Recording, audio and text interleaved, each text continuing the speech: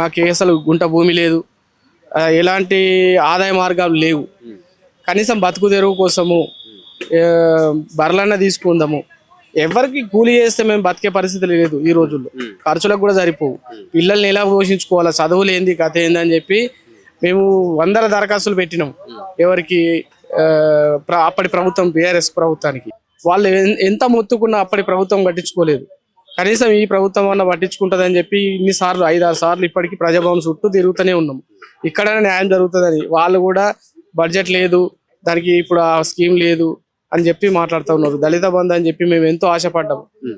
దళిత బంధు అనేది మాకు మర్చిపోండి అని చెప్పి మాట్లాడుతున్నారు వీళ్ళు. అయితే మాకు ప్రస్తుతం అయితే కనీసం ఏదో రిలీఫ్ అయితే కనీసం ఉండాలి కదా. ప్రభుత్వ గ్యారంటీతోనైనా సరే కనీసం ఒక 20 లక్షల అప్పు గ్యారంటీతోనైనా రుణం ఇప్పిస్తుందేమో అని చెప్పి కనీసం ఫైనల్ ఆశతోనే వచ్చినాం ఇక్కడికి. అక్కడ కూడా మనకు న్యాయం జరిగే పరిస్థితి కనిపిస్తలేదు. మాకు బాగా ఆవేదనతో ఉన్నాం మేము. మాకు అసలు ఏం జరుగుతుందో అర్థం కాని పరిస్థితి ఉంది. కుటుంబం మొత్తం రోడ్డు మీద పడ్డది కూడా. ఇప్పటికీ చైర్మన్, ఎస్సీ కార్పొరేషన్ చైర్మన్ కలిసినాము. ఇక్కడికి ప్రజాభవన్కి వచ్చి సీతక్క మేడం కూడా మాట్లాడినాము.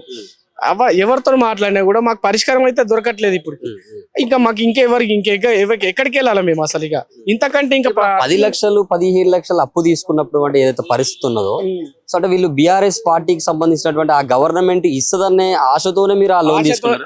అదే ఆశతోని మాకు ఖచ్చితంగా మాకు వస్తుందన్న నమ్మకం. ఎందుకంటే మాకు ఖచ్చితంగా అర్హత ఉంది అని చెప్పి మేము నమ్మి మేము ఆ ధైర్యంతోనే ముందుకెళ్ళినాము. కానీ మాకు పూర్తిగా అన్యాయం చేసింది అప్పటి గవర్నమెంట్. కనీసం ఇప్పుడైనా జరుగుతుందేమో, ఇప్పుడు న్యాయం జరుగుతుందని ఆశించడం. ఇప్పుడు కూడా ఏమి ఆశలు కనిపించేటట్టు కనిపిస్తలేదు. ఇంకా మార్చి వరకు ఆగండి. ఇప్పుడు మరి ఏ ఇంట్లో ఉంటున్నారు? మీ ఇల్లు ఇప్పుడు వాళ్ళు ప్రైవేట్ ఫైనాన్స్ వాళ్ళు గుంజుకోవడం జరిగింది కదా, అంటే వాళ్ళు వాళ్ళ రూల్స్ ప్రకారం వాళ్ళు ఆక్యుపై చేసుకుంటారు. మరి మీరు ఎక్కడ ఉంటున్నారు? ఇప్పటికైతే వేరే ఇంట్లో ఉంటున్నాం మేము. ప్రస్తుతం అయితే దారుణమైన పరిస్థితులు ఉన్నాయి. ప్రతిరోజు మాకు అప్పుల వేధింపులు అసలు భరించలేని పరిస్థితులు ఉంది.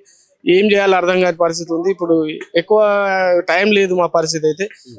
ఫైనల్ గా ఏమిది పట్టించుకోకపోతే సూసైడ్ చేసుకోవాల్సిన పరిస్థితి ఉంది ఫైనల్. వాళ్ళు కూడా ఏమంటున్నారు, బడ్జెట్ లేదు బాబు ఇప్పటికైతే. ఏదున్నా కూడా స్కీమ్ మళ్ళీ వచ్చిన తర్వాత స్కీమ్ కు సంబంధించిన మార్గదర్శకాలు రావాలా, బడ్జెట్ లేదు, పరిస్థితులు రాష్ట్ర పరిస్థితి కూడా బాగాలేదు అని చెప్పి మాట్లాడుతున్నారు. రాష్ట్ర పరిస్థితి బాగాలేదు, కనీసం మాలాంటి వాళ్ళు మనం ఆదుకోవడానికి కొద్దిగా డబ్బులైనా ఉంటాయి కదా. లక్షల కోట్ల వేల కోట్లు అయితే అడుగుతలేము కదా మేము. మా కుటుంబాన్ని రోడ్డు మీద పడ్డదాన్ని బయటపడే ప్రయత్నం చేసి మాకు ఉపాధి మళ్ళీ తిరిగి కల్పిస్తే మనం ధైర్యంగా మళ్ళీ కోలుకొని బతకగలుగుతాము. అదే ధైర్యంతో మేము ఇక్కడికి వచ్చినాము. 5 ఏళ్ళు అవుతుంది, 5 సార్లు వచ్చినాము ఇక్కడికి.